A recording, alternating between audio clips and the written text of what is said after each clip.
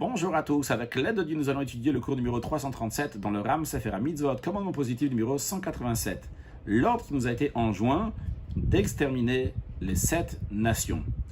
C'est-à-dire, lorsque le peuple juif se rentrant en d'Israël, il y avait 7 nations, Chiti, Emori, Knani, Prizi, Chivi, Vusi, Girgashi. Ils ont reçu l'ordre de les exterminer. Quelle est la raison? Parce que eux, c'est la source de l'idolâtrie. C'est ce que Dieu dit, Acharem, Tacharimem. Tu vas les détruire totalement. Dans plusieurs versets, on nous a expliqué que la raison pourquoi il faut les détruire, c'est pas pour pas qu'on va apprendre de leur manière de se comporter qui est idolâtre. Beaucoup de versets empressent et renforcent de le tuer. Le Ram nous dit cette guerre-là, c'est une guerre donc qui est milchemet mitzvah, une mitzvah, un commandement. Maintenant, le Ram rajoute. Quelqu'un pourrait penser que ça, c'est un commandement qui ne s'applique pas pour les générations. C'est-à-dire, ce que le Ram veut dire ici, le Ram m'a dit que uniquement les commandements qui s'appliquent pour toutes les générations à venir, c'est ça qu'on compte, les 613 commandements. A priori, quelqu'un pourrait dire, ça c'est un commandement qui a été donné au peuple juif lorsqu'ils sont entrés en terre d'Israël, mais ça ne s'applique pas pour les générations à venir, vu que les 7 nations n'existent plus aujourd'hui. Le Ram dit, celui qui pense comme ça, c'est uniquement quelqu'un qui n'a pas compris qu'est-ce que ça veut dire un commandement qui s'applique pour les générations à venir, un commandement qui ne s'applique pas pour les générations à venir. Le Ram dit, lorsqu'il s'agit de quelque chose que a atteint son but, mais il atteint son but sans qu'il soit lié à une certaine époque. On ne dit pas, vu qu'on a atteint le but, c'est pas lié à une époque, alors c'est plus pour les générations à venir. Non, c'est pas juste. Le Ram donne un exemple, il dit, imaginons donc que Hachem va effacer totalement la descendance de Amalek jusqu'au bout, quand ce sera très prochainement, que Dieu a promis qu'il va effacer Amalek. Est-ce qu'on va dire à ce moment-là que la mitzvah que nous avons Timchet Zecher Amalek d'effacer Amalek, elle n'est pas pour les générations à venir? Le Ram dit, on ne va pas dire comme ça. Seulement, ça s'applique encore, même dans les générations à venir, et tant qu'on va trouver un Amalek, on devra donc l'exterminer. Alors le Ram dit, il en est de même aussi en ce qui concerne donc tuer les 7 nations.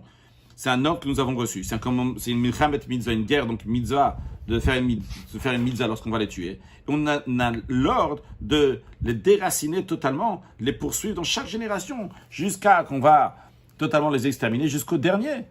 Et le Ram dit, en effet, c'est ce qu'on a fait, jusqu'à que David Ameller a fini ce travail. Après, donc, ce qui restait, ils sont éparpillés, ils ont été assimilés parmi les nations, jusqu'à qu'il ne reste aucune racine de ces 7 nations. Mais le Ram dit, même qu'ils ont été exterminés, cette mitzvah-là que nous avons reçue de le tuer, c'est pas une mitzvah qu'on va dire qui n'est pas pour les générations à venir. De la même manière qu'on va pas dire pour la guerre de Amalek qu'elle ne s'applique pas pour les générations à venir, même si on va déjà exterminer Amalek. Parce que cette mitzvah-là, elle n'est pas liée avec une certaine époque, non pas dans un certain endroit non plus, comme des commandements qu'il y avait spécialement lorsque les Juifs étaient dans le désert ou quand ils étaient en Égypte. Non, c'est des commandements que nous avons. C'est un commandement que nous avons, donc d'exterminer donc Amalek, ou d'exterminer donc les 7 nations. Et tant qu'il y en aura, eh bien, nous devons appliquer cela. Mais la loi, la mitzvah, elle reste quand même si eux, ils sont plus là. Et le Ram dit, en général, il faut que tu comprennes et savoir distinguer entre une mitzvah et la chose sur laquelle on a été ordonné. C'est-à-dire, il y a des fois que la mitzvah, elle est pour les générations à venir, mais la chose sur laquelle ça s'applique, elle n'est plus là. C'est-à-dire que le commandement est resté, mais il n'y a plus sur quoi faire la mitzvah. Mais le Ram dit, c'est pas parce qu'il manque la chose sur quoi faire la mitzvah que la mitzvah va partir. Non, le Ram dit, ça aurait pu être le contraire, que s'il y a une certaine chose qui se trouve dans une certaine situation, et on dit, quand cette certaine chose-là se trouve dans telle et telle situation, il y a une mitzvah à faire, eh bien, ça peut être un certain moment, et après, il n'y aura plus ce commandement-là, bien que la chose elle est dans la même situation d'avant, et quand même, il n'y a pas cette loi-là. Le Ram donne l'exemple, par exemple, un Lévi qui a vieilli, qui a un certain âge, donc à partir de 50 ans, à l'époque, lorsqu'ils étaient dans le désert, eh bien, Lévi qui a 50 ans ne peut plus travailler. Et après, plus tard, lorsque le peuple juif n'était pas dans le désert, donc les Lévim servaient Dieu, mais pas dans le désert, eh bien, ça s'appliquait plus maintenant. Même un Lévi qui a, après 50 ans, il peut encore continuer à travailler. Comme c'est expliqué dans son endroit, le Ram dit, comprends cette règle et sache-la. Commandement négatif numéro 49. L'interdiction, donc c'est le contraire de ce qu'on a vu avant. Avant, on a vu le positif, donc on a la mitzvah positive d'exterminer donc les 7 nations. Maintenant, c'est le commandement négatif qu'on n'a pas le droit de laisser en vie un des 7 nations pour pas qu'ils vont détériorer le comportement des êtres humains et qu'ils vont les tromper vers l'idolâtrie. On apprend ça de ce que Dieu a dit, l'otechai et kol neshama, de ces 7 nations-là, tu vas pas laisser en vie aucune âme. Et leur commandement, on a dit que c'est un commandement positif, comme on a appris juste avant dans le commandement positive numéro 187. Maintenant, celui qui transgresse et il n'a pas tué un de cette nation qui devait le faire, eh bien, il a transgressé un commandement négatif. Maintenant, le commandement positif numéro 187. Lorsqu'il nous a été enjoint d'exterminer la descendance de Amalek, donc uniquement la descendance de Amalek, bien que Esav, le frère de Yaakov, il a beaucoup de descendance, mais uniquement Amalek de la descendance de Esav, lui, on doit l'exterminer aussi bien les hommes et les femmes, les petits et les grands. C'est ce que Dieu dit, Timchet Zecher Amalek, tu vas effacer le souvenir de Amalek. Le Rambam dit, on a déjà mentionné dans des mitzvot précédentes, ce que nos sages disent, que lorsque le peuple juif rentre en terre d'Israël, ils ont reçu 3 commandements. 1, de nommer un roi. 2, de construire le temple. Et 3e, d'effacer la descendance de Amalek. Et le Rambam dit que cette guerre contre Amalek est aussi une milchemet mitzvah, une guerre de mitzvah. Les lois de ce commandement ont été expliquées dans le 8e chapitre du traité Sota.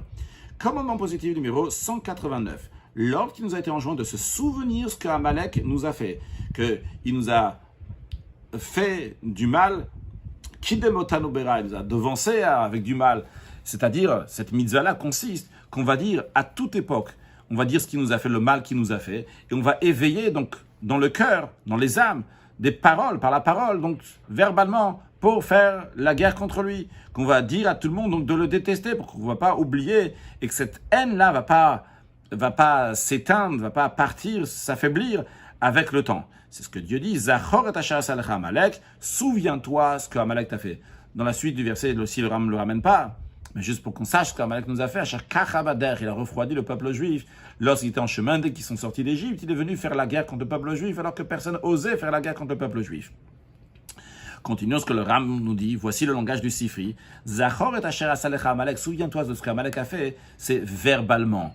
L'otishkar, n'oublie pas, c'est dans le cœur. C'est-à-dire, le Ram m'explique, dit verbalement des mots qui vont amener les gens que cette haine contre Amalek va pas s'enlever du cœur. Voici le langage du Sifra. Zachor et Asher Asalecha Amalek. Souviens-toi ce qu'Amalek t'a fait. On aurait pu penser, ça c'est uniquement dans le cœur qu'il faut se souvenir. Mais le fait que la suite du verset dit l'otishkar, tu ne vas pas oublier. Donc on sait déjà l'oubli du cœur est déjà mentionné dans la Torah. Si la Torah dit juste l'otishkar, on sait déjà que ça doit être dans le cœur. Alors qu'est-ce qu'on veut dire en disant Zachor et Asher Asalecha Amalek, souviens-toi ce qu'il t'a fait. Le Zachor, souviens-toi, c'est que tu vas le répéter et le dire verbalement.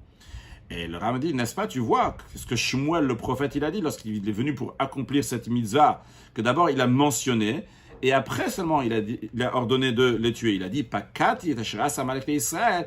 Donc on a pris en compte ce qu'Amalek il a fait au peuple juif, et donc on va les tuer. Commandement négatif numéro 59, il est interdit d'oublier ce que nous a fait la descendance de Amalek et comment ils nous ont devancés avec du mal. On a déjà expliqué dans le commandement positif 189, celui que nous venons de voir, qu'il y a un commandement positif de se souvenir ce qu'Amalek a fait et de réveiller, de rafraîchir cette haine contre Amalek, ça c'est un commandement positif. De même, nous avons l'ordre donc de ne pas enlever ça de notre cœur, cette haine-là, c'est un commandement négatif. On apprend ça de ce fait qu'il est écrit l'otishkar, tu n'oublieras pas. Voici ce qui est dit dans le Sifri. Zachor et l'otishkar. Le Zachor, souvenir, c'est verbalement. L'otishkar, tu n'oublieras pas, c'est dans le cœur. C'est-à-dire, ne laisse pas cette haine passer, ne l'enlève pas de ton cœur. Un mot de chassidut. Sur le plan spirituel, Amalek, qui nous a refroidi lorsqu'on est sorti d'Égypte, ça représente quand un juif, il vient se rapprocher d'Hachem, il sort d'Égypte, il sort de ses barrières, et il veut faire mieux, et soudainement, il y a Amalek qui vient, qui vient refroidir le juif. Et le juif, des fois, il a la conscience dans sa tête qu'il faut faire certaines choses. Il veut le faire passer dans son cœur, mais Amalek empêche. Des fois, il a la conscience, il a le cœur, il veut passer à l'action. Et Amalek vient, il refroidit. Il essaie que le juif ne va pas faire. Il faut se souvenir de ce Amalek. C'est un Amalek qui est là tous les jours dans nous-mêmes. Et ce Amalek-là, il faut dire verbalement, on ne va pas se faire avoir par lui, par ce Yetzerara, ce mauvais penchant qui refroidit le juif. Et concrètement aussi, on ne va pas oublier cette haine contre le Yetzerara, contre le mauvais penchant, le surmonter en rajoutant des actes de bonté et de bienfaisance. Avec chaleur, pas comme Amalek qui fait les choses avec froideur, mais avec chaleur, avec énergie, comme la Chassidut nous enseigne. Et par cela, accueillir Mashiach très prochainement. Une excellente journée.